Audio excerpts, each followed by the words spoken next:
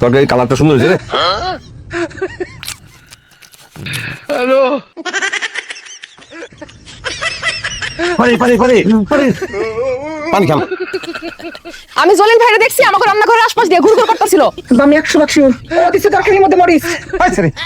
পারস না রামতে আর আমার দোষ দেয়। রামধন শেখ ভালো কইরা নাই শ্বশুর বাড়ি গেলে উঠতে উঠতে কুতা খাবি। কি স্যার জলিল তোর দাঁড়া পড়ছিস সাথী স্যার। দাঁড়ান আস্তে, হ্যাঁ অ্যাটাক করার চেষ্টা করবেন না। অ্যাটাক আমি করবো কিন্তু এমন অ্যাটাক করবো কেউ টিকবেন না কিন্তু। তখন আমি পুরো সিঙ্গেল তুমি মামলা করবে, তুমি কি মার্ডার কেস হবে তখন আমি। কি এমন করছে আমার পোলাই? হ্যাঁ শুনতে চান? এত কষ্ট করে তেল মশলা দিয়ে আমি তরকারি রাঁধি, তারপর আপা সারা জন্য খাইতে পারেন। আমি মরে যাওয়া পর্যন্ত বন্ধ করে দিছি। পড়াই আমার তরকারির মধ্যে মরিচ ঢালে।